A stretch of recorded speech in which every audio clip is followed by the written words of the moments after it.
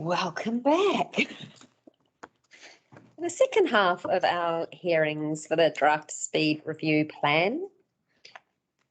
And we have a submitter ready to come.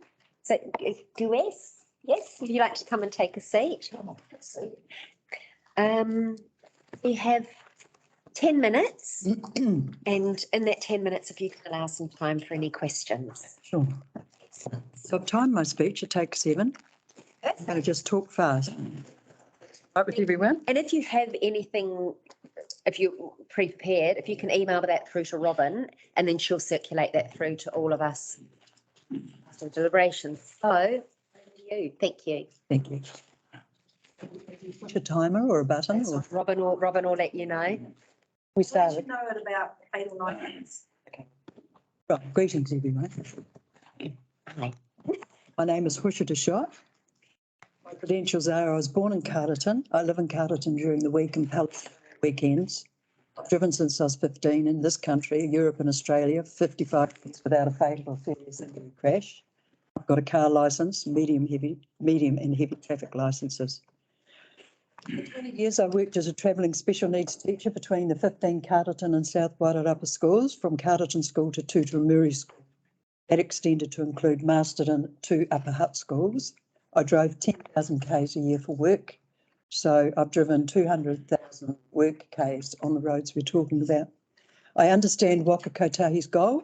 I've read both technical assessments, shared interim speed management plan, and Waka Kotahi's high-risk rural road users guide, which I would recommend to you. In opening, I offer my condolences to all of those who've lost loved ones and suffered trauma through fatal and serious injury crashes, and in my comments, I intend no disrespect to any of them. Context: the total number of fatalities on local roads in the Carterton district over the 10-year period to 21 was 6, an average of 1 fatal crash per 20-month period. The two councils combined had 70 serious injury crashes in that period, which is an average of 7 a year. We don't know if those averages are worse, better, or the same as any other district in New Zealand because there's no data, comparative data in the plan. The top 4 contributing factors to fatal and serious injury crashes on our local roads were alcohol 26%, poor observation 25%, poor handling 37%, and travel speed 29%. My point: travel speed is less than a third of the factors which have contributed to Carterton District Council's 6 fatal and 70 combined serious injury crashes over that time period. My main reason for coming to speak today is the proposed speed reductions for Ponatahi and Kokotau roads in Carter's Line. This is the Martinborough back road from Martinborough through Ponatahi and Kokotau, along Carter's Line through East Taratahi and Cornwall to State Highway 2 in Masterton. It's a significant travel route of about 30 k's which connects Masterton, Carterton and Martinborough to our geographically spread rural hinterland.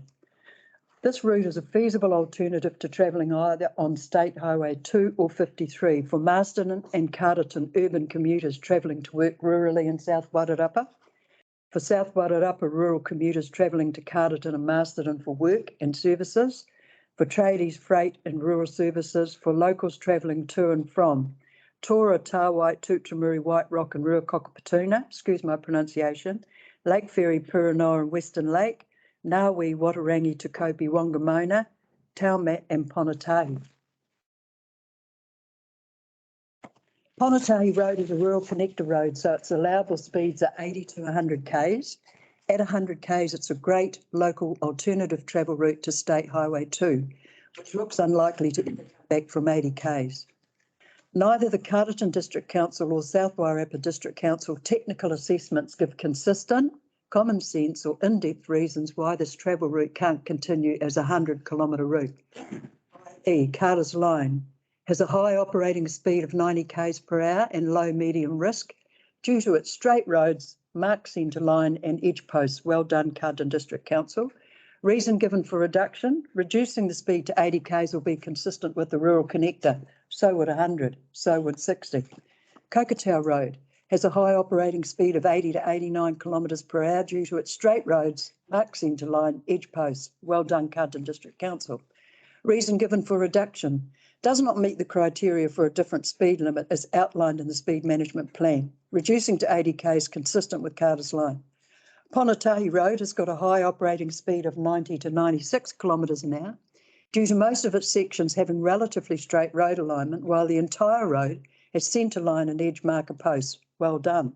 Reasons given for reduction: reducing the speed limit to 80 km will be consistent with the rural connector, so would 100, and that this road does not meet the criteria for a different speed limit. Refer footnote 7. Footnote 7 is Waka Kotahi Safety Driving Plan. The faster you go, the bigger the mess. As I said, there's no consistent, common sense or in-depth reason for not keeping this route at 100 kilometres. My serious concern is if you reduce road speeds on these 3 roads to 80 km, you'll create a new traffic safety hazard called rural road traffic congestion, which will lead to increased road rage, which will lead to increased fatal and serious injury crashes on this travel route. With more time, I could support my argument with the maths of traffic congestion and the neuroscience of the human brain. I believe if these 3 road speeds are reduced to 80 km, you'll see traffic congestion like on Martinborough Fair days, but every day. Wairarapa drivers are already feeling aggrieved at not being listened to by Waka Kotahi on the State Highway 2 speed limits and months of driving 80 km on State Highway between Carterton and Masterton. And as I went to work this morning and came home, I thought, why are the 30 km signs still there? And the cones, I thought from the Times Age that was all over. The technical assessment predicts a low level of compliance with speed reductions on 2 of these 3 roads. Research by the American Automobile Association says lowering limits will not reliably reduce crash numbers. What is reliable is you will get more speeding tickets. That's a 5-year research study in 12 states. Closing. Please allow those of us who drive at safe and appropriate speeds the dignity of driving decently. Driving to the conditions, to the road, to the rules, driving safely. Don't dumb us down and put us on the offensive. I'd like to leave Council with 3 questions to consider in your following discussions. 1, some people choose to drive at unsafe and inappropriate speeds now with a 100 kilometre speed limit. Can you explain how lowering the speed limit to 80 km will deter them? 2, how is reducing speed limits on the Ponatahi, Kokotau and Carter's Line roads going to mitigate the other 71% of factors, the overwhelming majority of factors that contributed to Carterton District Council's 6 fatal crashes and combined 70 serious injury crashes? 3, when do you plan to broaden your focus to look at the big picture of contributing factors, not just speed? Why are you not considering these factors as your first step to reducing fatal and serious injury crashes, or as an alternative to reducing speed limits? It must be 7 minutes at least, is it? I think pretty much bang on. Yeah. So the Waka Kotahi Rural High Risk Rural Road Users Guide identifies contributing factors to fatal and serious injury crashes under the headings of the road, the roadside, the road user, the vehicle and speed. And for road and roadside factors, it suggests many medium to low cost, effective and quick safety countermeasures. And I've included a list of those there. Carterton District Council already does some of those. There are others that could be done. I'm just suggesting that as an alternative to speed. That's my speech. Wow. Thank you. Very well prepared. Any questions from the committee or other councillors?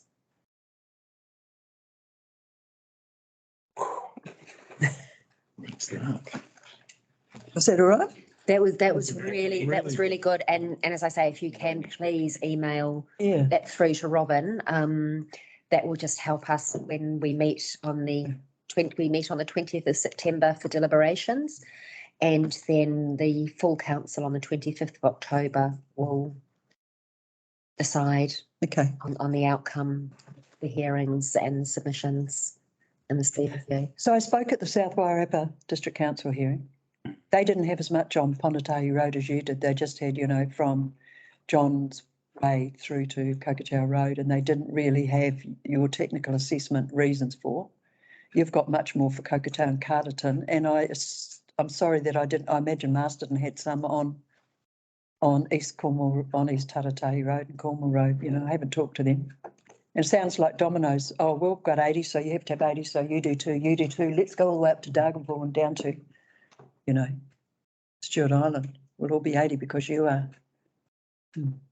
But I do think it's a very good alternative rural back road to the state highway for a lot of rural people, including me. Like I live there half the time. And I drive that road as do lots of other people. Okay. I've probably got one question. Okay, Um, Sandy's always jumps in at everything. Thanks very much. A really good submission. I thought you're saying that you would like these roads to remain at the speed limits that we've got now, or 100k.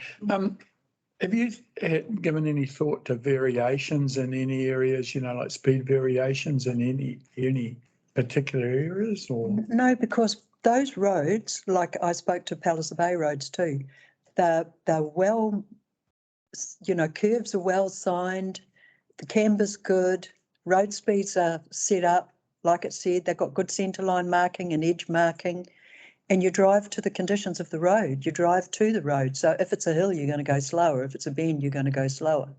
So I don't see a need to have any more variability than what we've got now.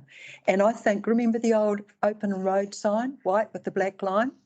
What did that mean? That means you can drive at 100, but that's if you can drive at 100. And if you can't, what worries me is the people who are driving unsafely and inappropriately anyway on the 100 Ks, and why people who do drive safely should be penalised for that. And I think you should have a look at that American Automobile Association thing. In some cases where they reduced road speeds, road crashes went up. Other cases they went down. They could not reliably connect the two, validly and reliably, you know, mathematically connect the two over a 5-year period. I think that's pretty interesting. We do know that the faster you go, the bigger the mess, but have we looked at the bigger picture of, you know, what does reducing road speeds actually do to road tolls? thanks for that. Yeah. Good. Okay. Thank you so much for your time. Do you have other people coming and talking too? Yes, Can I listen to one more? absolutely. You're more than welcome. Because I've never heard anyone else talk. At Martinborough, I was the last one. Yeah, no, we've scheduled through until just after 3 o'clock. So Okay, there's tea and coffee over there. thanks. I'll just pooch over here. Thank you. Yeah.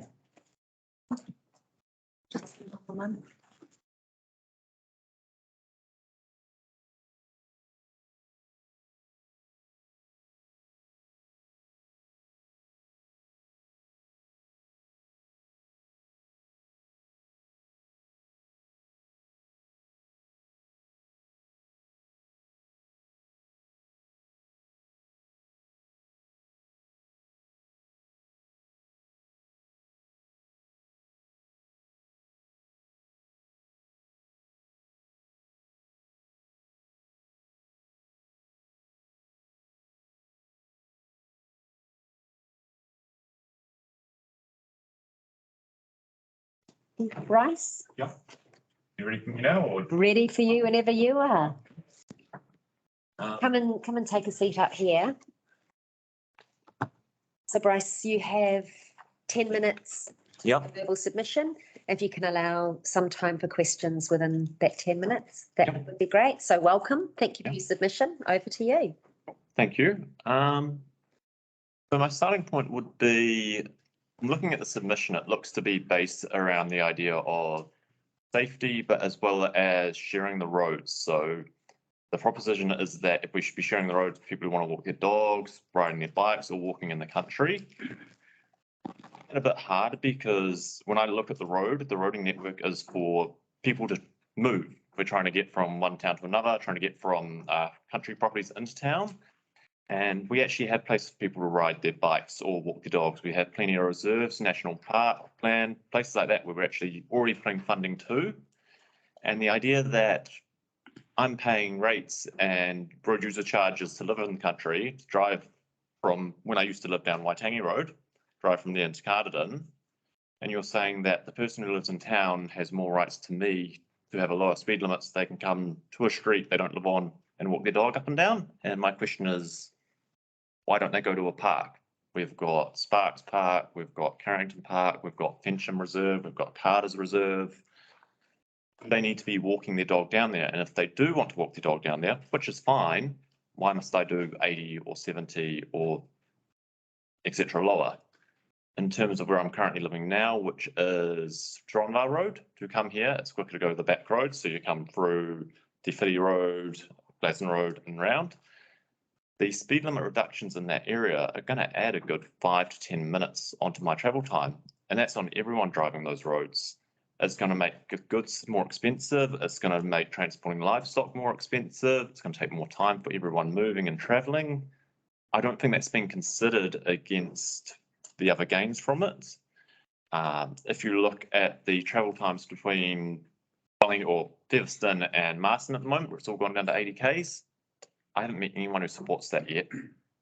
I haven't talked to anyone who said to me, great choice, we're happy. We had Kieran and Alistair Scott shaking hands that they want to put it back up to 100. And we're here talking about reducing how many roads by 20, 30, 40 Ks in some cases.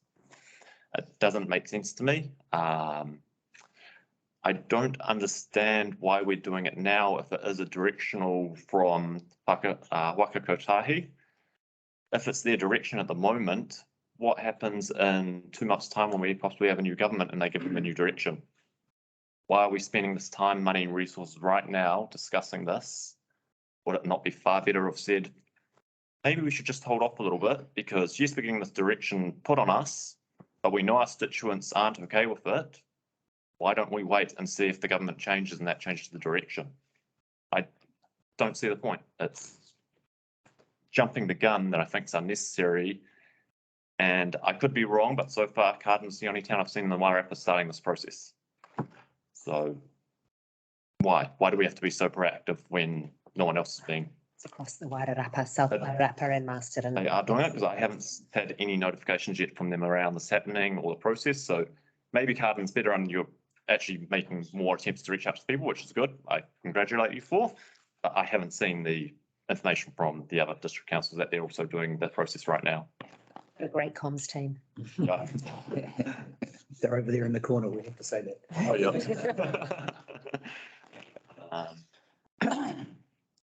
Yeah, that's the bulk of my points. Also, emissions based, the longer times on the roads, things like that. I don't think it was ever looked at how much emissions we created by doing the roadworks between Marston and Carterton. I agree with the roundabouts going in, but I don't think anyone ever did a study around the idea of actually it took me what used to be a half-hour trip to go from Marston to Carterton to pick up some building materials. It took me twice as long both ways. Was there ever a study done into before that happened? How can we put a condition on these roadworks that they have to maintain a 20% maximum increase in speed delays between two areas? Because that's, for me, think of how many cars drive that, and it doubles that time for all of them. Cars are running, idling, emissions. That's a big problem for society at the moment. So I just think there's a lot more to be looked at than just the idea of sharing the roads, which I feel we already do. I've not.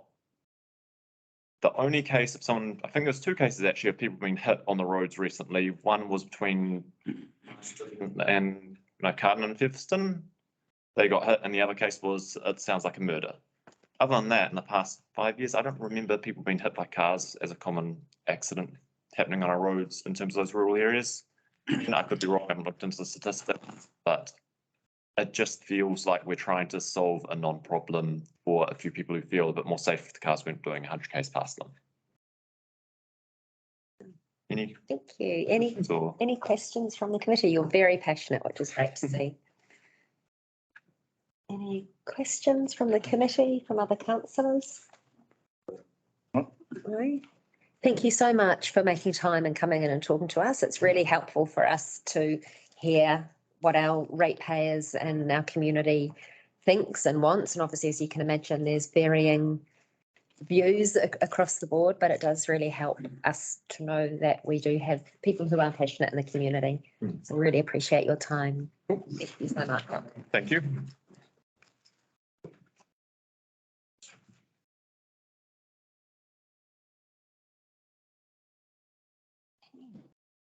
Hi. Welcome. Hi. Hi, if you'd like to take a seat. So 10 minutes if you can allow few minutes for questions within that 10 minutes. As I've said to other people who have submitted, if you've got something typed up and ready, if you're able to email that through to Robin, who you liaised with your time, then she can actually send that out to all of us. Okay. So we can then have a copy just to refresh Okay, our minds. That'd be all right. great. So Heather, welcome. So this is submission 107. So whenever you're ready. I have written mine out because it's out of my comfort zone, so. Well, thank you for coming in. We really appreciate it. Right.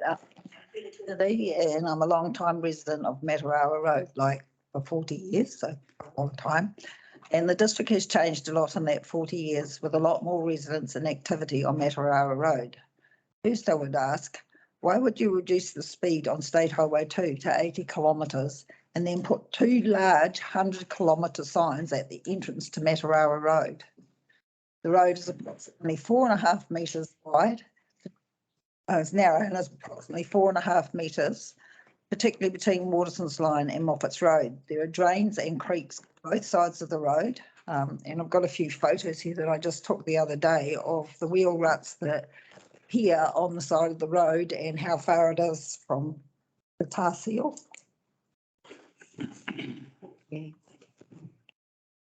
There are 8 properties along the stretch who mostly leave their gates and have the nose of their car on the tar seal.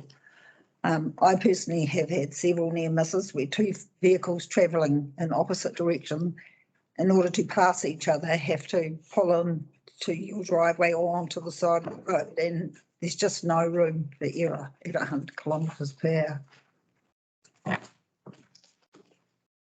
Along with normal rural activity of milk tankers, stock trucks and large tractors, we have a fairly regular regional council permits to take gravel from the Waihini River via River Road, which is in the middle of this stretch.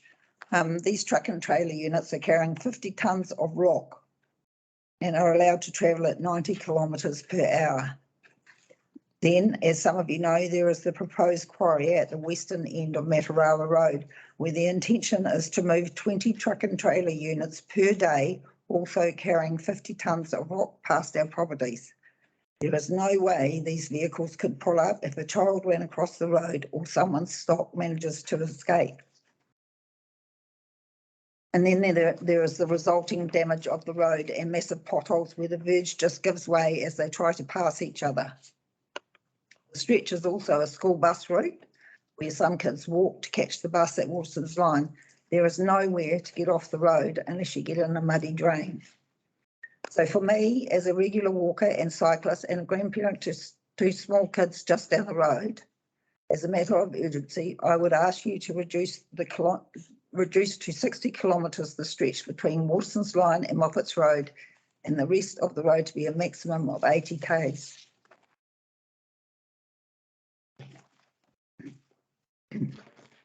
I also have a submission from my daughter who lives down the road from us, and she couldn't be here today, so she asked if I would read her submission out, if that's okay. Absolutely. All right. To whom it may concern, as you will be aware, Matarawa Road is currently included in section 6.6 as a recommendation for future review. The speed limit of 60 kilometres per hour.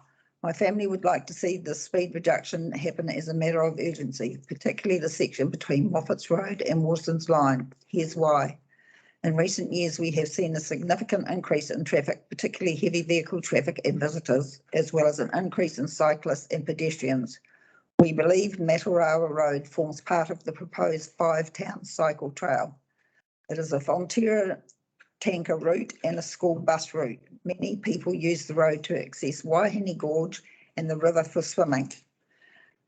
It is also proposed that a quarry is to be established at the end of Matarawa Road, which will see an additional 200 heavy truck and trailer movements along the road every single week. Not only have we seen an increase in traffic, but the speed at which many people travel is dangerous. I have made complaints to some well-known companies about the speed at which their drivers have flown past me, my children on bikes, my mum walking her dog, and on some occasions I believe they are travelling over the speed limit. Other times, maybe not. But the fact is 100 kilometres per hour is way too fast to be driving a milk tanker or laden truck past a 5-year-old on his bike. Matarawa Road is a narrow rural road at points at less than 4 metres wide. There is no footpath and nowhere to go. 2 large vehicles such as trucks, school buses and tractors cannot pass safely without one vehicle getting off the road. If you travel down Matarawa Road at the moment, you will see deep wheel ruts along the berms. A large majority of the road does not have road markings, including no centre line. In the section of Matarawa Road between Moffat's Road and Waterson's Line, there is a community hall, a site of significance, the old Matarawa School, as well as access to popular river walks and swimming. Of the homes in this small stretch, 7 of them are very close to the road. My car is on the road before I get out my gate. Despite being a rural community, you will find we have many pedestrians who walk between homes, walk dogs and children who walk to us. There is no footpath. Sections of Matarawa Road have a drain on one side and a creek on the other. As I have said, the road is too narrow for 2 large vehicles to pass each other without one of them having to get off the road. The intersections on Matarawa Road are potentially dangerous when vehicles are travelling at high speed. One is the intersection of Matarawa Road and River Road, which is a gravel road and with considerable visitor traffic in the summer months. Second is the intersection of Waterson's Line and Matarawa Road, which comes onto Matarawa Road at a bend and where visibility is limited by the landscape. While there have been no fatalities or serious accidents on Matarawa Road recently, there have been serious crashes in the past and there are regular near misses. I speak or write, as the case may be, from experience here. Imagine driving your children home from school in your SUV. Hurtling towards you is a large truck and trailer unit. It's travelling at the legal speed of 90 kilometres per hour. There are no road markings. On the side of the road is a drain. On the other side is a creek. The road is wet, muddy and slippery. You slow down, but the truck doesn't. As it flies past, it flicks mud onto your windscreen and you move further over, hitting the muddy grass on the side of the road. You begin to slide. You manage to correct the car, but what will happen next time? Okay. If that's printed out, I don't know. Send it. Yeah. Okay. Yeah. Thank you. I think that last painted a pretty vivid picture. Any questions? I just have one. Did your daughter make a separate submission, or is that? I just wonder if she's in the numbers that we. Yeah, she did make a submission. What Yes, was her name? Alicia Kennedy. Okay, thanks. Yeah. Any other questions? Just Yeah, Brian. thanks, Heather. That was really, really good submissions, both of them. Really enjoyed listening to them. I've got a question. I drive down your road quite often, obviously, with my work, and looking at it from the Waterson's Line and looking down to your part of the road. There's a lot of trees and a lot of foliage on the side of the road. Yep. And also overhanging from trees just planted just inside your boundaries. Yep. Do you think that if those trees, and I know it's only a visual thing, if those trees were trimmed back, the visual perception would change at all with that road? And I'm aware of that, particularly from our gate, so that when you come out, you can see down on our garden. I always cut the foliage back, at car height, so that I can see if something is coming from that direction. So yes, that is an issue if you don't keep that cut back. I deliberately don't cut the top ones because I think it keeps the big trucks off our side of the road. yeah, But yeah, that does help. But the whole point is the road is only 4.5 metres wide. 2 trucks passing, they just simply can't fit without driving, pulling out. Yeah. Even without those trees overhanging, there's still not room. And they go at great speed.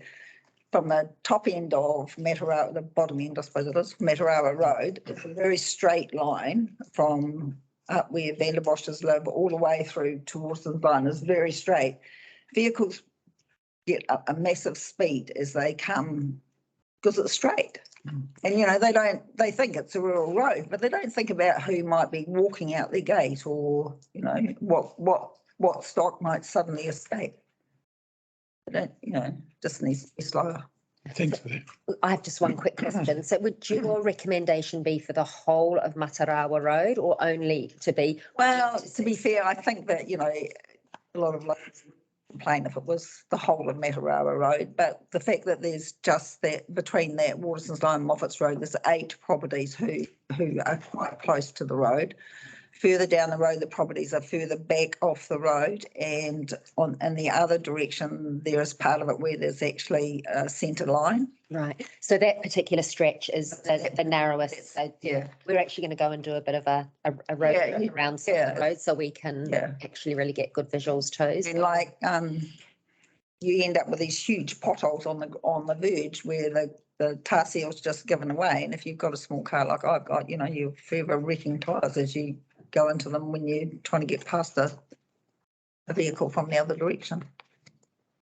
Thank you. No other questions. Thank you so much for your submission. Really appreciate your time today. Thank you. And please thank Alicia as well. I will. Yeah. Our next submission we have is Michael Hammond.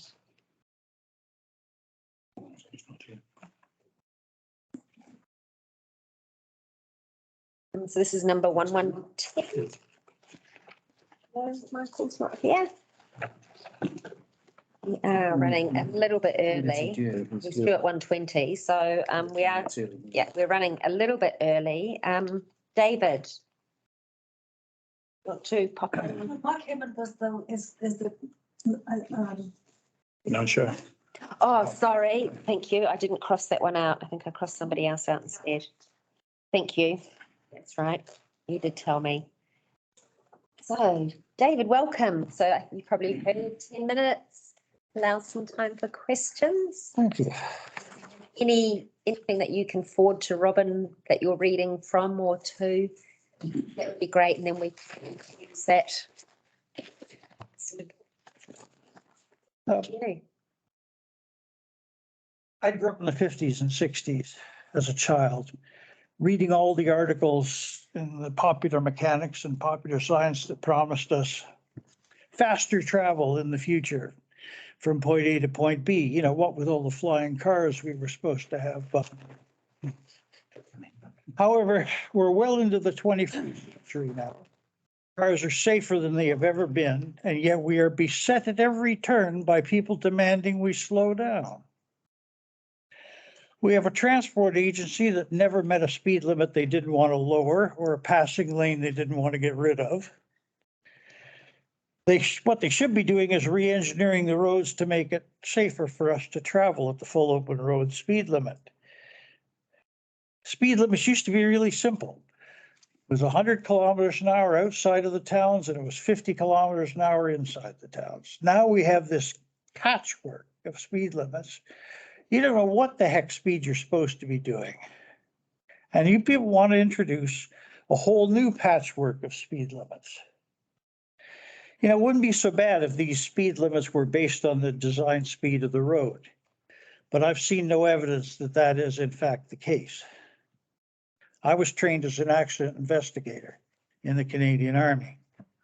We weren't even allowed to cite speed as a cause of an accident. What we were allowed to say was speed too fast for conditions. Now, if you were interested, for example, in instituting a 2-tier speed limit, 100 kilometers an hour for bright sunny days and 80 kilometers an hour for darkness or overcast rainy days, I'd say that was perfectly reasonable. I don't see blanket 80 kilometer an hour speed limits and blanket, in some cases, 60 kilometer an hour speed limits as reasonable.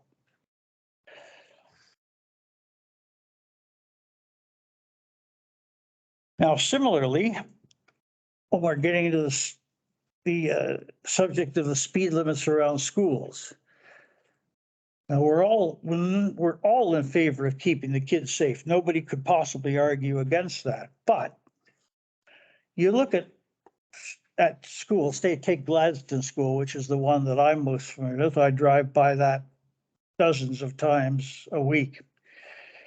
And the kids are not there more often than they are there.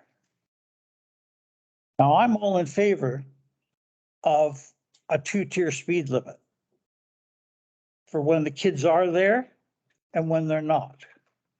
But to have a blanket 30-kilometer-an-hour speed limit around every school, why on earth should I dawdle at 30 kilometers an hour at 2 o'clock in the morning in the middle of school holidays? Now, let's be reasonable. That's all I've got to say.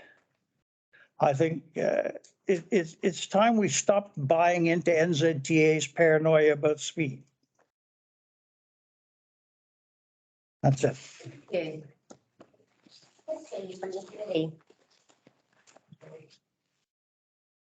Or other councillors, any questions that you want to ask? Okay.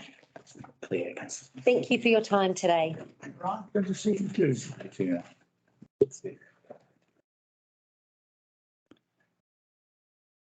Hey, Kevin and Barbara? You can both come up. Is that coin tossing or? So this is submission number 165. So, Kevin and Barbara Thompson, and we live on Mataral Road. And our family has been there since the 1920s. So we have, some of us have old houses and some of us have newer ones.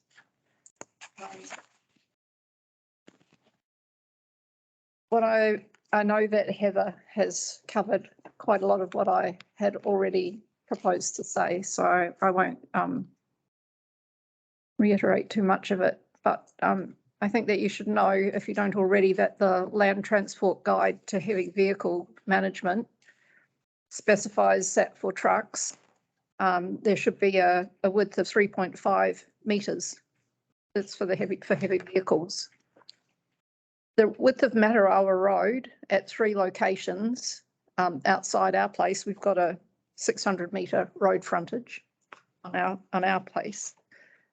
Goes from 5.2 metres outside our gate and to the Carterton side down to 4.8 metres width at the Moffats Road intersection. It's a rural area and we're farmers. We have tractors. You know, we have stock trucks visit us. We know that the trucks are big. 4.8 metres doesn't allow any room for vehicles going in opposing directions. 2 trucks can't pass safely, and you know the camber on the road is quite steep, goes into a deep gutter, as Heather said, and when you've got a fully laden stock truck that's travelling at speed, you know, I'd be incredibly dismayed what might happen if a truck turned over without animals on it going to the works, for example. Not to mention, you know, what might happen to small cars. Also, if we're going to expect these heavy vehicles in opposing directions to use the shoulders, then who is going to pay for the kilometres upon kilometres of road verge strengthening that's going to be required? Just think that 100 kilometres on a road of speed on our road is really quite a dangerous road, notwithstanding what the other gentleman just said. You have to drive to the conditions, and clearly some people don't drive to the conditions. You come off an 80 on State Highway 2, immediately you've got that 100-kilometre road sign. The road veers to the left in almost 90 degrees. You go another maybe 400 metres, approach a sharp bend to the right, and you're right on a culvert bridge. Right on a culvert bridge. It's a miracle that there's been nothing happen seriously there well, I've been here for, I don't know, 50 years nearly. He's been here a lot longer. But, you know, it's truly a miracle in the wintertime with the rain and the mud, and that there's nothing happened between a school bus and a milk tanker, or, you know, those two things can't pass, and you can't see when you're approaching that corner, you absolutely cannot see what's coming in the other direction. So in the 600 metres that we have as a road frontage, we have 5 farm gateways used by trucks and tractors. And there are 2 additional house frontages on our side of the road. And when you come out of any of those gateways, you are absolutely on the road to be sure that before you can actually drive off, you've got to close your gate behind you.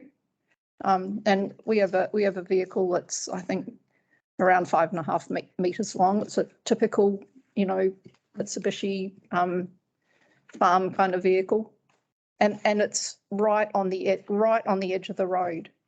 And truly, the people who are coming along, they don't see you.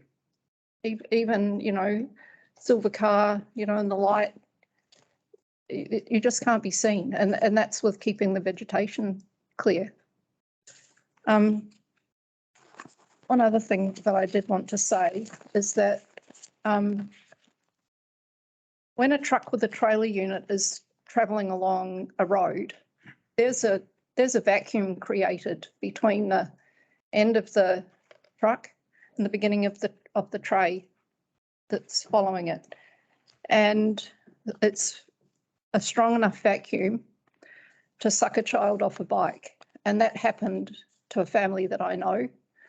The kid was riding his bike on the pavement, just a child under the age of 10, and a truck from a gravel pit laden was travelling only at 60 kilometres an hour, which was a permitted speed in that zone. And the little boy was sucked off into the vacuum and under the trailer and killed. Now, I don't want that happening to anyone else. It's a terrible thing that you live with. It's a dangerous. It's a danger, and there is absolutely nowhere to go if you're walking on the road. And we're trying to encourage people to cycle and enjoy the natural environment. And River Road is a very popular place for people. I just think that we have to consider all road users, drive to the conditions, and I would like to hope that you will consider having a lower speed limit at least between Matarawa Hall and River Road. And if that's 70, that gives you a smaller margin than 80, but certainly not 100. 100, I think, is completely it's just an unreasonable speed on such a narrow road. Thank you. Thank you. That was kind of sobering hearing about the vacuum that's created. Yeah. Great submission. Any questions? So the fatality you mentioned, which is a horrifying concept, that wasn't here though, was it? In Plymoughton. Okay. From the Plymoughton quarry, and I actually tried to Google the death notice. So it's my neighbour's child, Michael Turksma. He was around 6 years old, and he was on his bicycle, and they were walking. He was riding, and they were on the pavement, and the truck was doing everything that it was allowed to do, and only 60. And this would have been in the 80s, so we didn't live next door to them at that time. They had moved from living next door, and the house that they moved into was near the Plymoughton quarry. Just a horrible thing. But yourself, when you're on a bicycle, I mean, we've been cyclists for a large number of years, and when a bus or a truck goes past you, it just sort of sucks you, and that's what happened to him.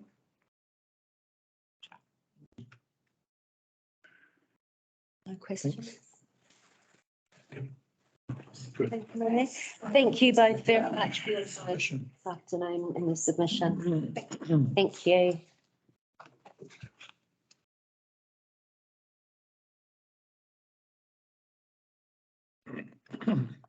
Okay, so Time. our next person submitting is at 2 o'clock, so I'll just mute us.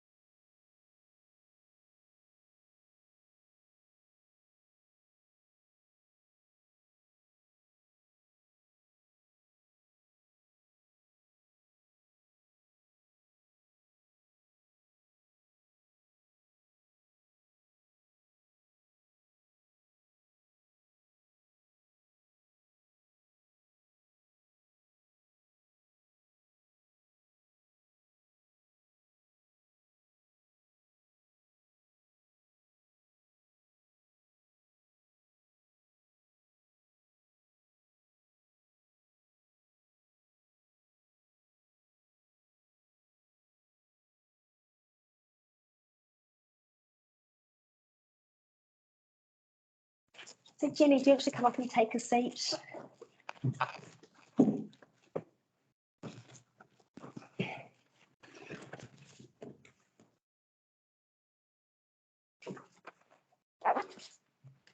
Okay, so you have 10 minutes if you'd like to allow some time for questions. Right, Floor is yours. right. My name is Jenny Joblin. I live in the Gladstone district at 1510 Longbush Road. I am obviously in my 70s. I've been driving since I was 15. And I have read the material that was put on the website. And on looking at that, I just felt the need to register my thoughts. But I feel quite strongly about the great dumbing down, perhaps might be a way to put it.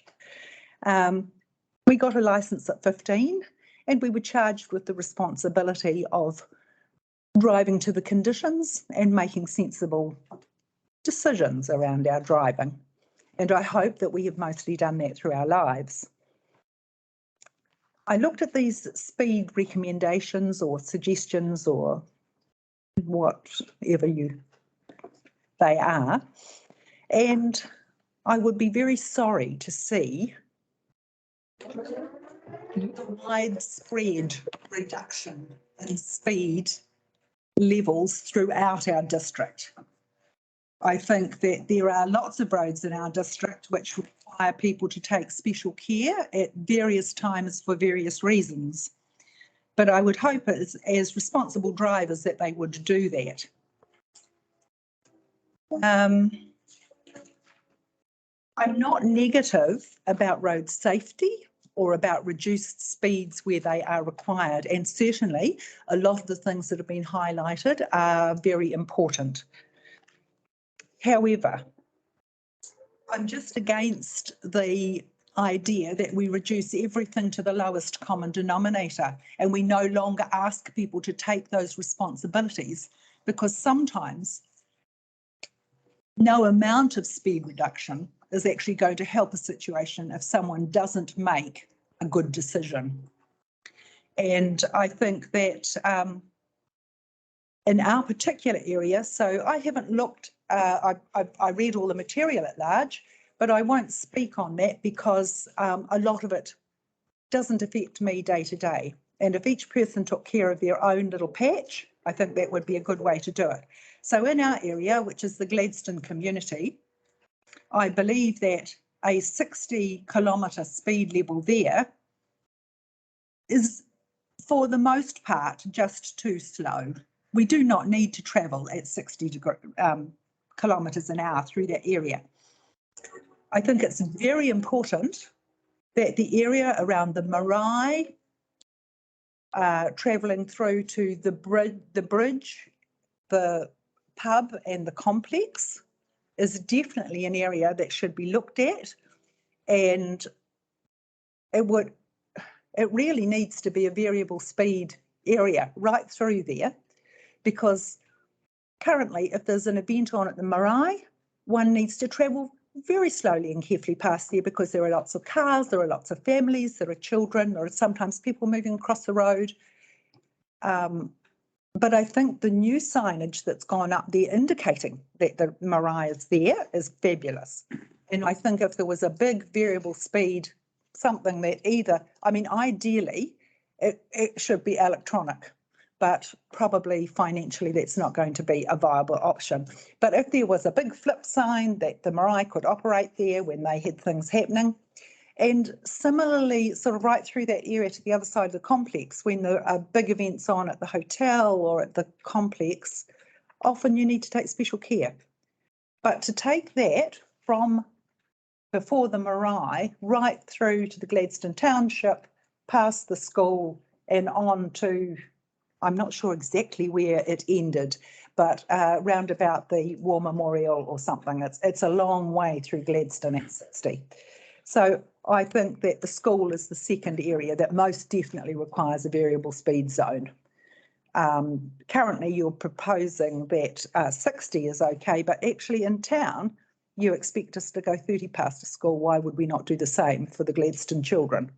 When the buses are unloading, if there's a pet's day, if the grandparents' day, there are all sorts of reasons at the school why there might be cars on the main road as well as up the side road.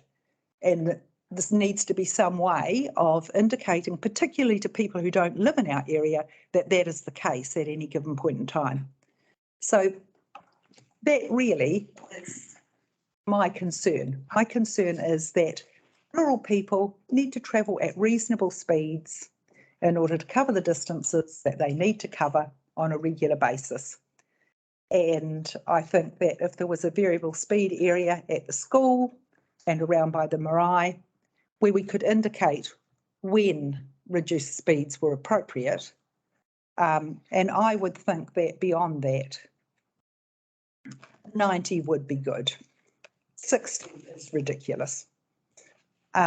We can't just stop the world. We have people travelling for, all the trades people, all the trucks carrying stock, they have their special speed reductions anyway, but we just need to keep the world moving. We've stopped. I didn't submit on the main highway, and I regret that because I see that as a real problem. The roundabouts are fabulous. Taking out the passing lanes is ridiculous.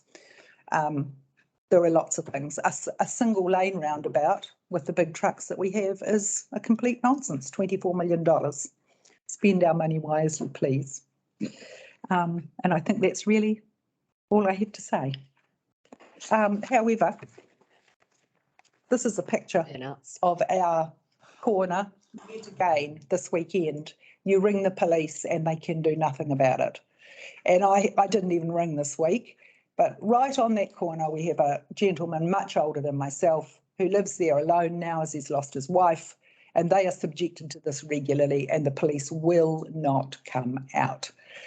These sorts of things we can't legislate. It doesn't matter what the speed limit is, you're still going to get these people behaving in this manner.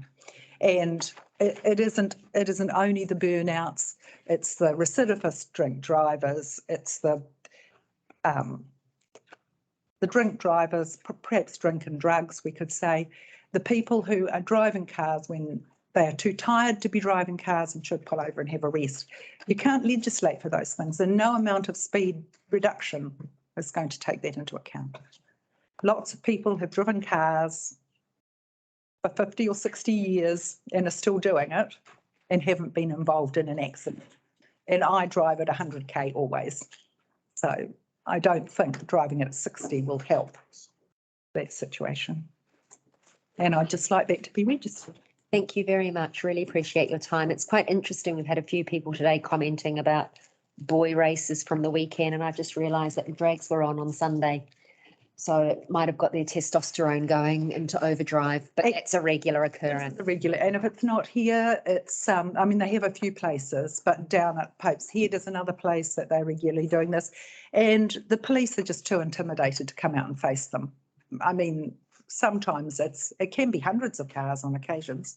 It wasn't this weekend, but yeah, they still make a terrible mess, and it's intimidating for older people. Which is the corner, Jennifer? This happens to be the Millers Road corner. So we live just on the other side of the equestrian centre. I think Ronnie Stallard might have submitted this morning, and she's a lot more eloquent than me. But yeah, I think basically we have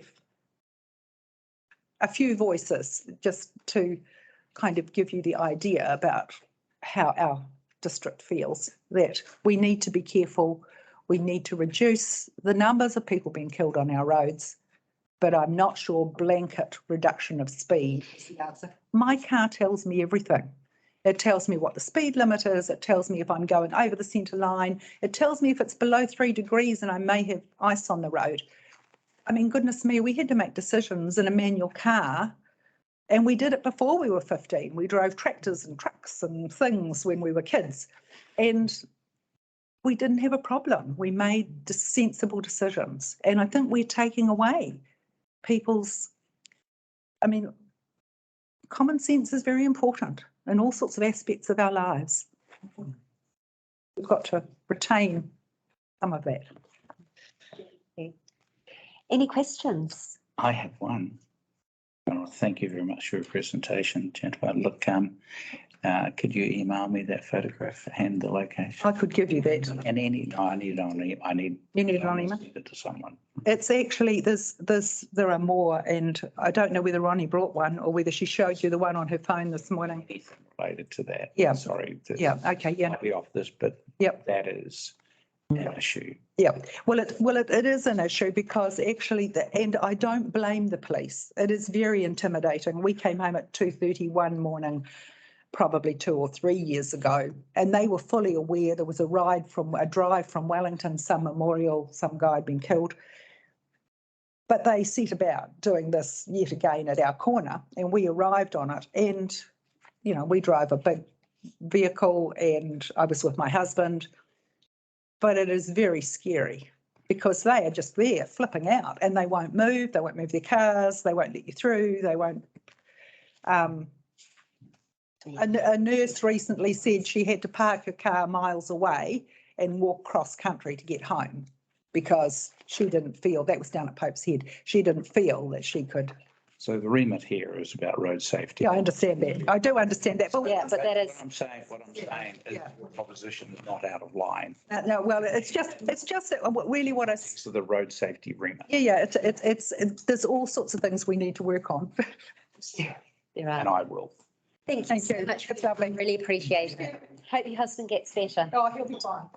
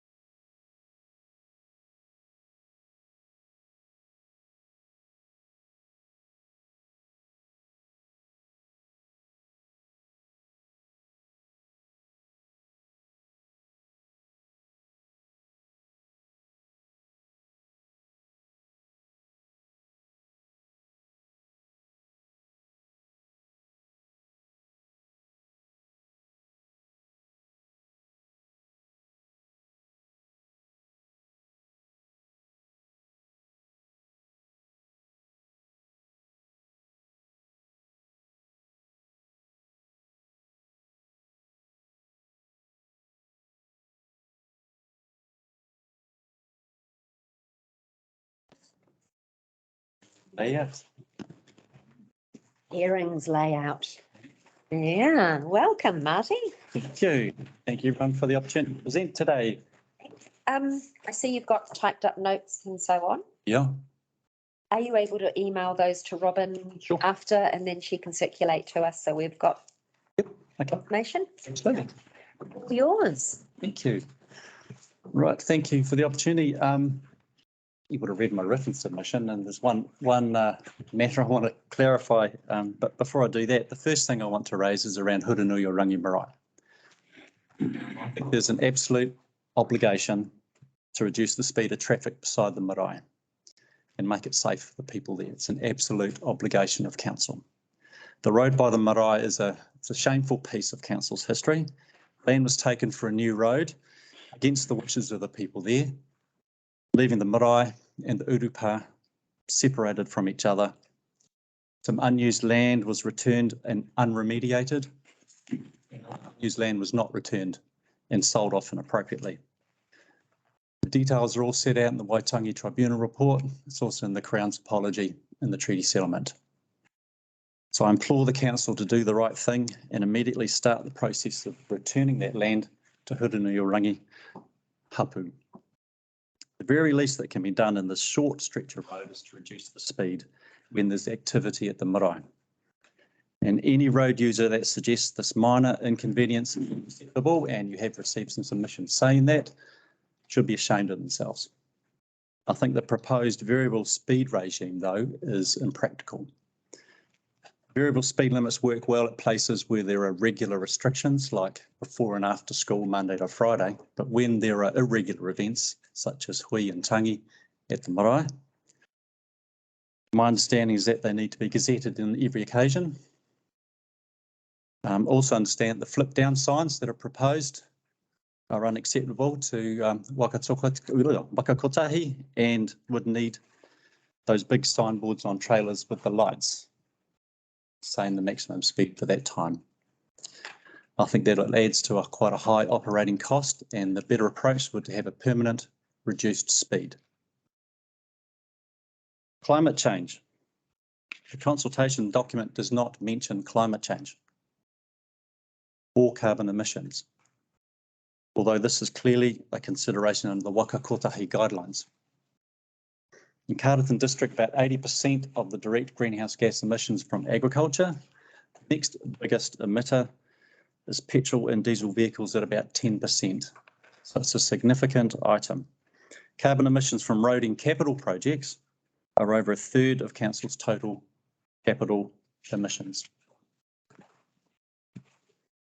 Reduced speeds have significant savings in carbon emissions from vehicles, and jumping around between high speed, low speed, shifting the max here, changing it as you go up and down a road would encourage more acceleration and more deceleration, and thus even more carbon emissions. Lower speed limits would also allow lower spec roads and therefore lower embedded carbon. Reducing speed. So if I could clarify a comment I made in my written submission, I said that council should set a maximum speed throughout the district of 80 kilometres an hour. That's not what I meant. What I meant was that council should set an upper limit on maximum speeds of 80 kilometres an hour across the district. This would reduce confusion for drivers and bring down overall and average speeds. So why reduce speeds? Stopping distances are shorter. The stopping distance for a vehicle travelling at 100 kilometres an hour is 50% more than a vehicle doing 80 kilometres an hour. That's in your Tonkin and Taylor report. Vehicles travelling at lower speeds are less likely to have a crash. Pretty obvious. But again, you can refer to the advice you got from Tonkin and Taylor. And if they do crash, vehicles travelling at lower speeds are less likely to result in death or serious injury. Also in your Tonkin and Taylor report. Wakakotahi recommends that roads with the potential for head-on conflict between vehicles should not exceed 70 kilometres an hour. And I think that applies to all our roads. I can't think of a road where there's not the potential for head-on conflict. All our roads are two-way and none have central barriers. And we're not talking about state highway, except perhaps the one way around the railway car park. I think that might be the only way. Johannes may know. Can't think of any others. Even if you're thinking about roads where there is a centre line, there's very few of those as well. But all of them have that potential for conflict between vehicles, a head-on conflict. So the only logical conclusion is that all roads should be reduced from the current 100 km/h limit.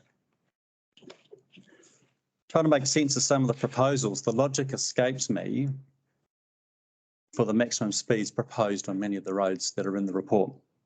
On the one hand, the draft interim plan says the stretch of road has a safe and appropriate speed of, say, 60 km/h, but the proposal is to set the limit at 80 km/h. Why would you set a limit at a speed higher than the safe and appropriate speed? It's not explained in the report. It's not logical. Then we're told the reason for this is that infrastructure changes are needed before the speed limit can be reduced to the safe and appropriate speed.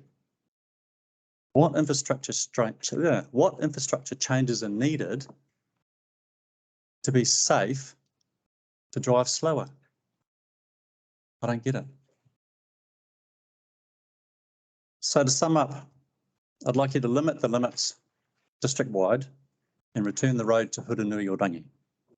I want to go further than what you've proposed. No speed limits more than 80 km/h throughout the district immediately.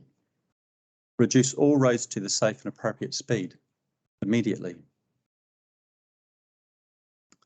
And I would also like to know why the deliberations of the hearings panel will be public excluded. Why aren't they open and transparent? All the written submissions are public. All the oral submissions are public.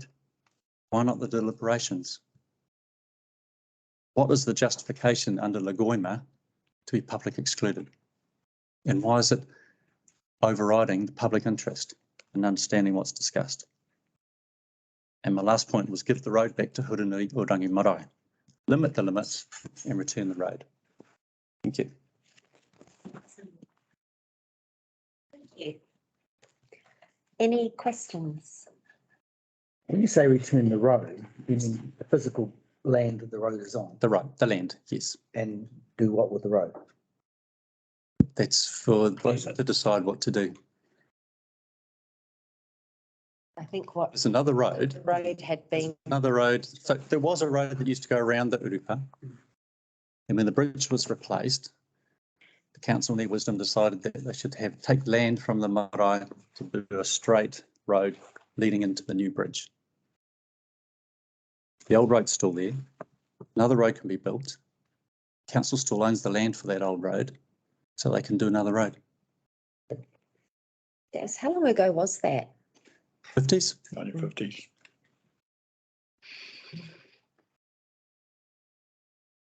At the very least, it's start that process. Start talking about it. It wasn't you guys, it was Yes. the council, but so, you know, not get personally blamed for it. But I think it'll make a huge difference to start saying, no, there was a mistake. We've got to deal with it. Let's talk about it. So that's not part of our remit, as you know, on the No. speed review. I just have a question. Is there any more that you want to add on your written submission around the Belvedere reduction? Yeah, sure. I think it's a great example. It's really an example.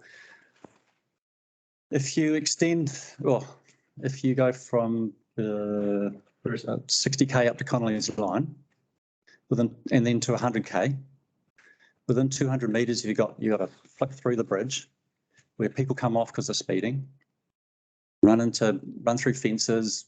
There's people driving past, cycling past, walking past, kids at the bridge playing in the water. You go 200 metres at 100k, you got a chicane, you can't go through that at 100k safely. Then with another 200 metres past residential houses, you've then got to turn left into Manning's Road, right into Cobden, both at 90 degrees, or up a narrow road, up a Belvedere, which ends up being gravel. Where's the sense in leaving that at 100k? Even 80k, I doubt would be safe.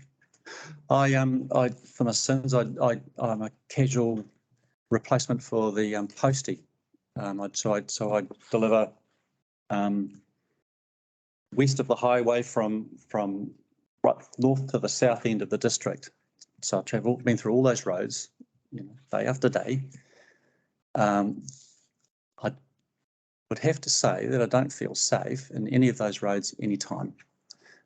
From Swamp Road with milk tankers going through where you have to run off the road to let them pass because they're not wide enough, to roads which are windy, bendy. None of them deserve to be 100k, and I think they should be reduced significantly. If it was 80k, that would make a huge difference. Talking about stopping distances, 50% less. None. No reason to be 100k. Thank you. Ron, question? Yeah. Declaration of conflict of interest in any conversation around returning the road, as I negotiated to settlement. But I can't help but notice, Marty, you have very strong views as it comes to sealed roads, but you've made no comment at all about the proposal or the question about lowering speed limits on unsealed roads. Why's that? What I've said is that it should be reduced to safe and appropriate speed. So if gravel roads, I would imagine, have a much lower safe and appropriate speed than a sealed road. So therefore, whatever that is, and a lot of them, as proposed, are to stay at 100k. That makes even less sense. The other thing with gravel roads is they have a lower carbon content, lower greenhouse gas emissions in the production and in their maintenance. So all the more reason to have a lot of the roads revert back to gravel, lower speeds. Good idea. Take all sealed roads out, eh? But we're Moving out now, Ron. Moving into town. That's right. Yeah. Any questions? Within 9 3 kilometres. My questions have been answered. Thanks, Marty. You've already answered mine. Councillors, anything to ask of Marty? Thank you for your very fulsome report. And if you don't mind emailing that through to Robin, and then she can circulate that.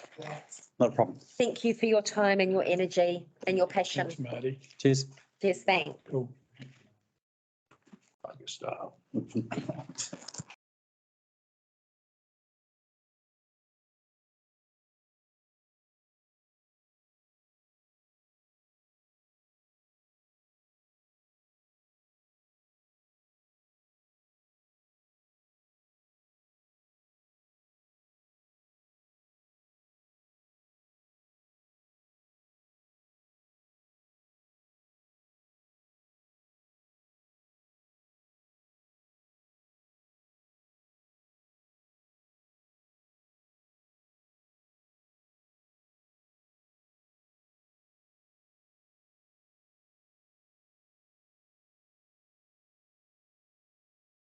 So, welcome, Michael. Thank you. You have 10 minutes to do your verbal submission. If you'd like to allow some time for questioning within that 10 minutes, that would be great. Okay. This is submission number 199. Yep, no, that's okay. Just whenever you're ready, your time was. Right, I might start now. So, I just written myself a few notes. So I recognise, so I guess. So I'm trying to talk So to this- everyone. Yeah, so this is, So I guess and then we have other around here, elections. but I guess I can. And- So I recognise CDC are forced into this by central government, more centralised control and limited local knowledge input. One size fits all. So clearly you'll get to understand that I'm a bit of a hard-headed, designing, analytical first principles person, not someone who just likes a broad brush and then buggers off and dies. So I just picked out of the documents, I've got both sections of the document that Tonkin and Taylor did. And I'll read, vision, no death or serious injury. It's really a 40% reduction over time because it's talking about road to zero and eventually 40%. Road safety risk can be reduced by, and there's two real themes to that. Fund infrastructure improvements is one, or two, or by managing travel speeds by road function, design, risk targeted enforcement and education on safe behaviour. So I've just driven from Masterton to here right now, and I think I passed 30, 50, 70 and 80k speed signs and a mix of those. So by design and road function and everything. And what I'm hearing about what I see up there, you sort of wonder a little bit. So some related matters, so I won't dive straight into it. So there's one thing I took out of my MBA studies, and that's about engineering risk assessment. And so basically there's a table and you look at likelihood or probability of something happening down here from almost certain to very rare. And across the top, you look at the consequences again. So from insignificant to catastrophic. So I've got that sort of thinking in my head. And then I've also, there's a thing called the accident triangle. And so a chap called Heinrich developed that in, I think it was 1936. It was modified a bit later by a guy called Bird. And so what that basically says, and this triangle, so it looks at a bad thing at the top of the triangle, lots of little things at the bottom of the triangle, slightly bigger little things as you climb up, and then you might get a death or something. So I've used it in the oil and gas industry, and it was partly developed for there, but for other things. There was a little bit of a criticism of it in more recent times that people might focus on just the little bits down here and ignore the big bits up there. So, but I just put that out there. And then accident triangle, some criticism. One of the things in there that the criticism was that maybe instead of this hierarchy of to a big bit, that it's just in fact poor management systems. And so I've also been trained in accident investigation, industrial accidents. And when you people blow the roof off a 5 million litre oil storage tank, people's eyes sort of look up a bit. So I've investigated sort of those things, and typically, yeah, poor management systems are one of the things that comes out of that.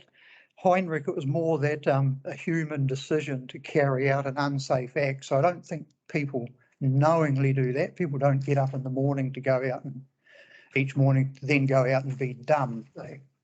Something happens and they do a dumb thing. Then the other thing that and this is near the front of the book, they talk about kinetic energy. So that's the energy that's involved in a crash. So kinetic energy is, in physics, the kinetic energy of an object is the form of energy that it possesses due to its motion. It is defined as the work needed to accelerate a body of given mass from rest to its stated velocity. So the reason I did that is 20 years, so I have two daughters, they're now in their 30s, but when they were teenagers and my eldest one had her driver's license, I sat them both down and I talked to them and I said, well, the older one could drive, the younger one couldn't at that time. So I said, well, it's pretty easy to be doing 100 Ks, but then, you know, you've got people in the car and they egg you on and you could go to 120 Ks. And I said, so going from 100K to 120K is a 20% increase in velocity or speed. But I said kinetic energy, half mv squared, which is what they talk about and what's in here. I said, for any given car, half is a constant, mass is a constant, so it's proportional to the velocity squared. So 100 squared is 10,000, but drop the naught off, so 10 squared is 100. 12 squared is 144, so you had a 20% increase in velocity, gave you a 44% increase in the energy of the impact. So now with the work that's gone into this, and we see about the state highway and everything else, and so Aaron Slight and Greg Murphy's, well, those guys travel at 300 kilometres an hour. So going from 100 Ks to 300 Ks, 10 squared, 30 squared is 900. So there's 9 times the energy, but those guys still walk and talk. They do have safety features in the car. Most cars don't have a roll cage and a very experienced driver and soft edges and things like that. So I understand that concept. And what happened is 10 years after I explained this to them, well, my elder daughters went on the OE, but the older one, we Skyped one day, and typically they were in London or other places like that, so they could use trains to get around. But now and then they'd go out to the country in England and they'd rent a car and drive around in that car. So one day we Skyped and she said, Dad, I remembered what you told me. We were going on the motorway and we're allowed to do 75 mile an hour, which is 120 k's an hour. And so she said, I thought of what you said, and I made sure I gripped the steering wheel better, and I really concentrated on what I'm doing. So I guess that goes back to the vision education, but I don't see anything about that in here. So I'm pretty grumpy about that. 100k, 90k, I've got that. Oh, so now the other thing is with all of these variation in speed limits. So from 100k down to 80k is a 20% reduction in speed. So that's for everyone, which includes couriers. Even 90k to 80k is 11% reduction in speed. So there's all heavy transport. 44 tonne to 54 tonne is a 22.7% increase in weight, but 44 tonne to 50 tonne is 11% increase. So we brought in high productivity vehicles, 5-axle trailers, so that we could have a more productive country. And then bugger me, what do?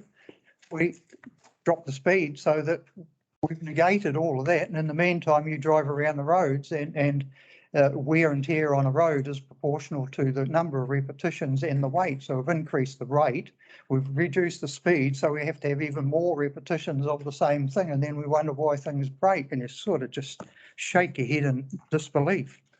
And I did have a little bit of 8 minutes. That's so far. Jesus. Oh.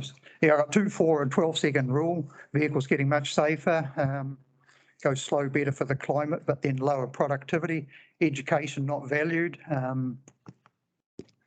Revised pedestrian crossings. So quickly on that, yeah. So we've got these raised pedestrian crossings, but there's a 15-second time penalty for each one of those, and there's eventually to be 29 in the wire wrapper. So even if you went over, every 4 of them's 1 minute. So if you've got to slow down on those and you've got to slow down in speed, suddenly everything's heading in the wrong direction. So we're trying to go like that, but we've got the regulation pushing us like that. And that doesn't take any account of the vertical impact force. So up for a very short time, they're bloody hard to see those things, and you need to know where they are. So if you're hitting those, there's a huge vertical component of impact on everyone's suspension. Nowhere have I read anywhere about the cumulative effects of that severe vertical acceleration, not to mention Aaron Slight said that's popped the front of your car, so then if you do bump someone.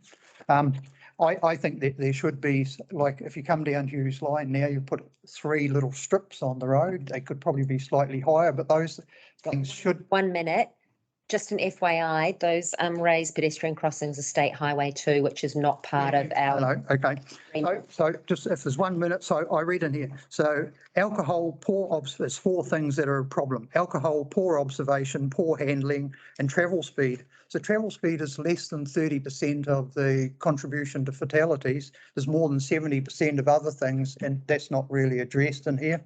So just quickly to finish then, you'll see that I had quite a few no's and grumpiness. So with respect to schools, I'm in agreement that there should be something there, but I'm dead against blanket speed limits. You look in Greytown, you drive through Greytown, in the middle of the day at the weekend, well, you can't do 40 or 50k, you do 20k, but at 4 o'clock on a Sunday afternoon, you could fire a cannon down there and not hit anyone.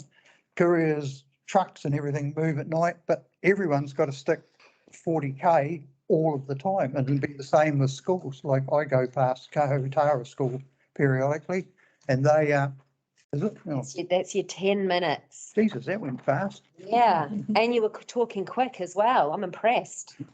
Oh, well, yep, thank you. Are there any questions really quickly for Michael from or any of the other councillors? Really good submission, Michael. Thank you. Thank you. Thank you for your time and for submitting. Much appreciated. There you go, thank you. Awesome. Thank you. Cheers. And bring on that unitary authority sooner rather than later. We're changing this. John? Yep. Thank you for coming in a little bit early. We've been running ahead of time, so much appreciated. So 10 minutes submission or to speak to your submission. And, you like to mouse into questions at the end? Yeah, I don't have a folder full of statistics like the learned gentleman just before me. But he did have a few points there towards the end of his submission that I was going to raise myself. I work over in Trentham. The speed limit reductions are already raising my travel time by half an hour a trip, both ways, minimum. If you extrapolate that over a year, that's over a week in my car, solid. So, you know, there's that. With the speed limit reductions in town, you want to put a digital sign outside the schools? Fantastic. I'm all for that. Drop it to 30k during opening and closing time.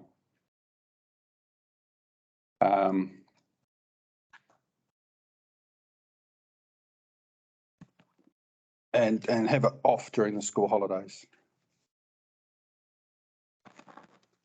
The fella covered, you know, accidents and their causes, speed being 30%. You know, there's 4 or 5 other things. There's distraction, drug and alcohol, fatigue, you know, that are contributory to these accidents. The last 4 on State Highway 2 for the, I think it was 2010 to 2019 decade was 4 over 10 years. What, I don't know, I couldn't find the statistics on NZTA for vehicles travelled, you know, because I was one of the things I was trying to look up.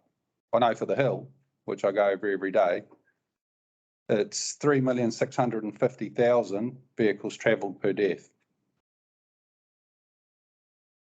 And if you look at the fact that doing a trip every day for 50 years is 50,000 trips. And it's, you know, you go multiple lifetimes before your ticket gets punched. But that also is reliant on the skill of the driver and inattention, exhaustion, speed being a, you know, 30% factor.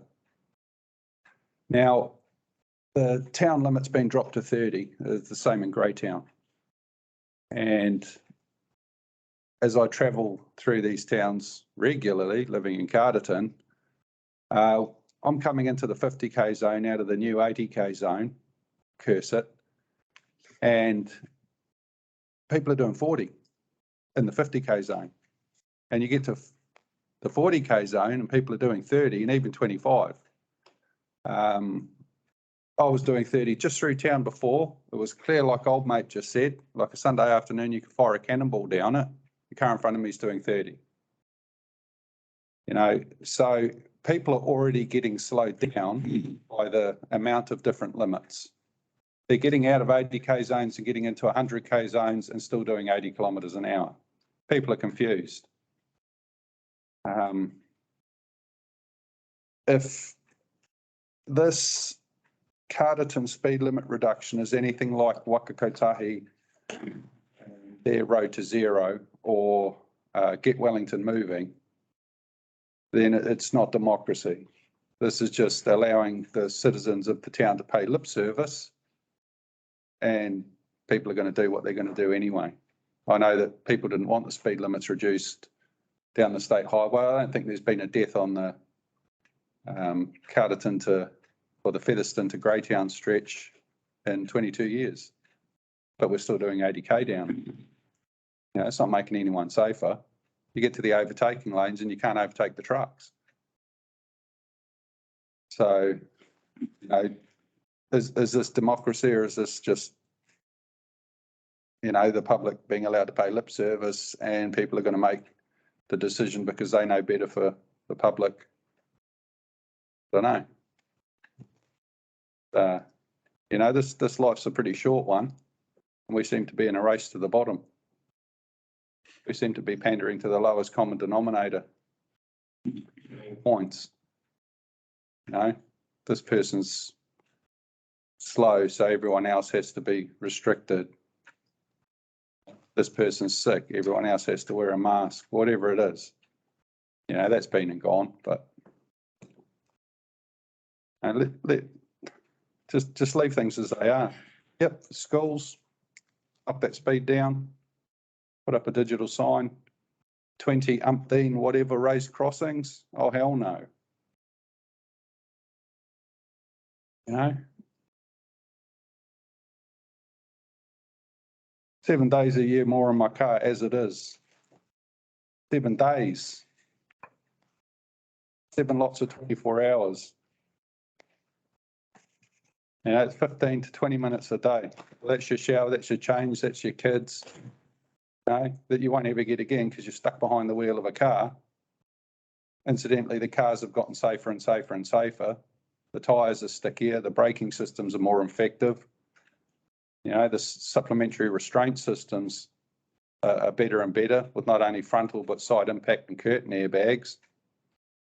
You know, the cars are being designed with softer frontal impact zones, not only to absorb the damage, but for pedestrians as well. You know, what's the cost benefit analysis to all of this?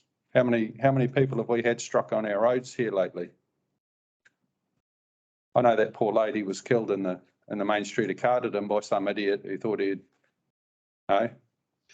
try and break the speed barrier going down the main street. And I think he got charged with manslaughter or murder and rightly slow. But yeah, I'm not for this at all. Yeah. Thank you. Thank you very much. Questions, committee?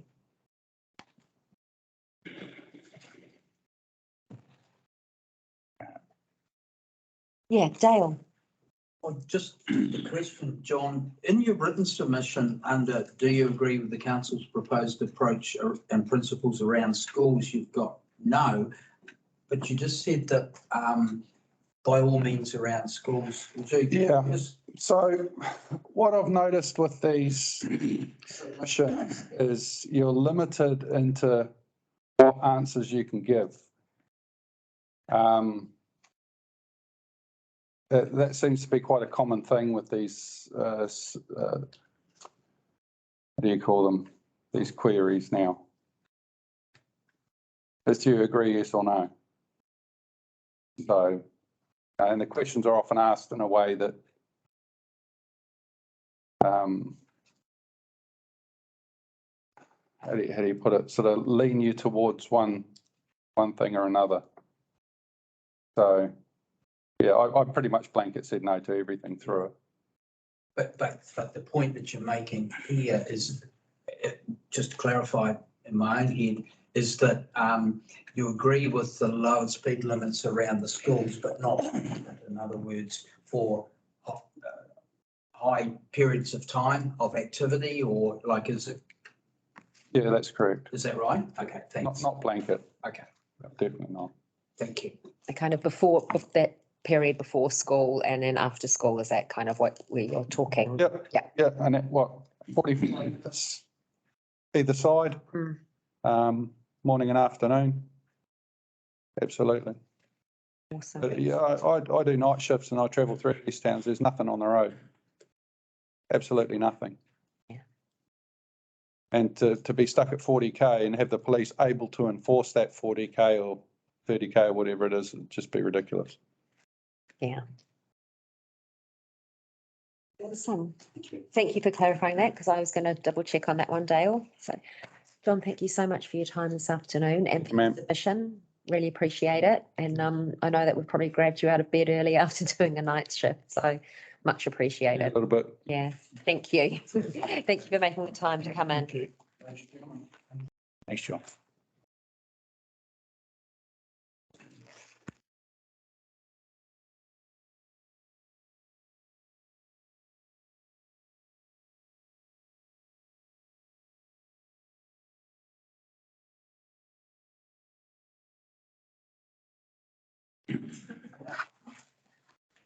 All right.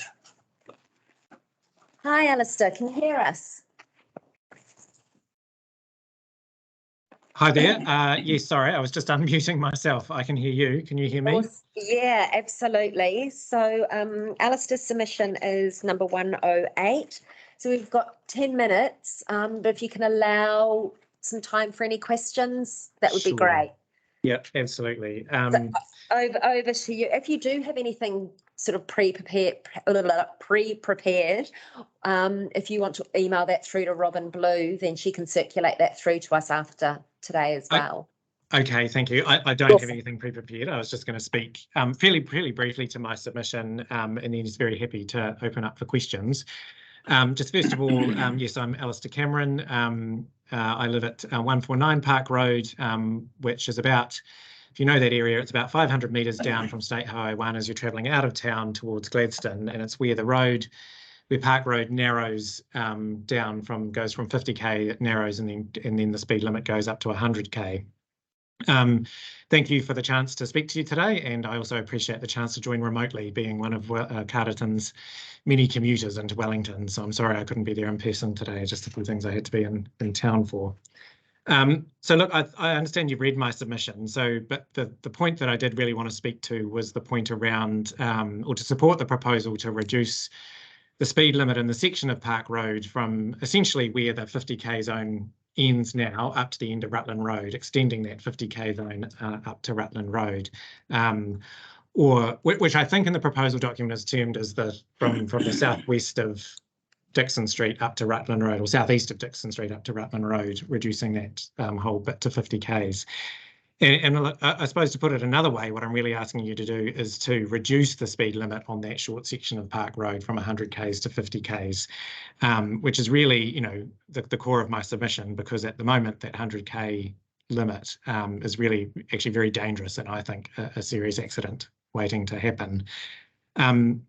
You might be familiar with the area, but I suppose what I wanted to emphasise is that bit of Park Road from where the 50k zone ends as you come out of town up to Rutland Road. It's about, 200 or 300 metres, but I think there's 11 houses in that section. So it's essentially pretty, it's largely urban, even though it's strictly the rural zone, it's pretty built up. And that's 11 houses worth of traffic, cars, cyclists, walkers entering and exiting, their driveways every day in a 100k zone. And it's a busy road these days, Park Road. It's sort of, I think, one of the major feeder roads in and out of town, as I'm sure you'll know. Visibility is actually pretty good, but I think the issue that I've seen is that because with the different speed zones, you've got cars either slowing down or speeding up, and they often find it hard to judge distances. And I have seen some close calls. In fact, just last week, I was walking home from town, and a couple of cars passed me just near where the 50k zone ends. And one of the front car in front was one of my neighbours, slowed down to turn into their driveway. The other car decided to speed up because it was in a 100k zone, and it seemed like it wanted to get there quickly. So it sped up to pass. So it actually passed the car. There was a car coming the other way back into town, and travelling, fast because they're coming out of an 100k zone, and the two actually nearly collided because I think the car passing sort of overestimated its ability to speed up and get past. And I've seen, numerous examples of that. So, I think there's dangers for traffic, but also that part of the road now, again, as you might know, is very heavily used by cyclists and walkers and runners. I think a lot of people like to use that bit that goes around up Park Road and along Rutland Road or Marshall's Road. It's a bit more rural, there's some nice views and things out there.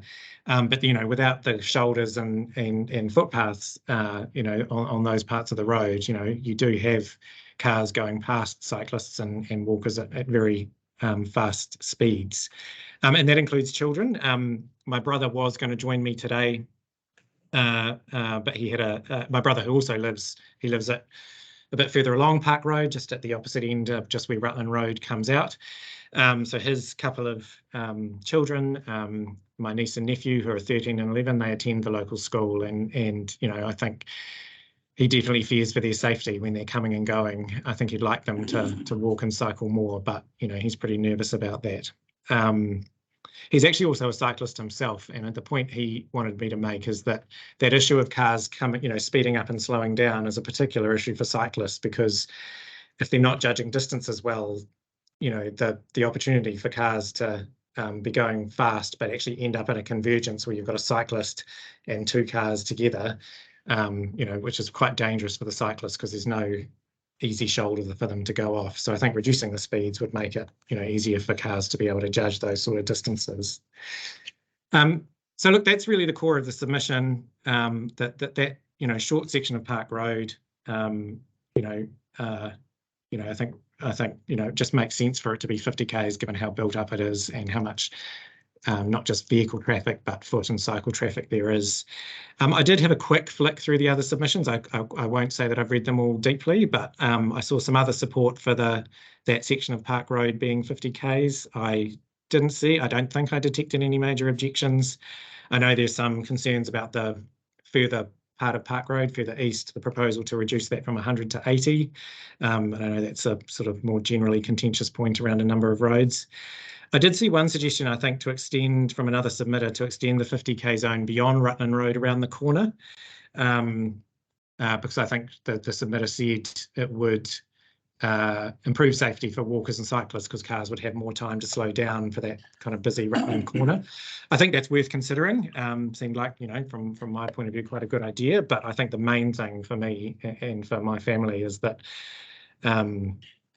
that Rutland Road, it's that bit between, where the 50k zone currently ends to the, 200 or 300 metres to Rutland Road, that becomes 50 k's. I hope that all made sense. Very happy to take any questions. Yep, that was great. Thank you, Alistair. I'll open it up for questions. Any from the committee or other councillors? Clear. No? I think that's pretty clear. No, I think that you put that very well. Most of it, I think we all know that area of town really, really well too.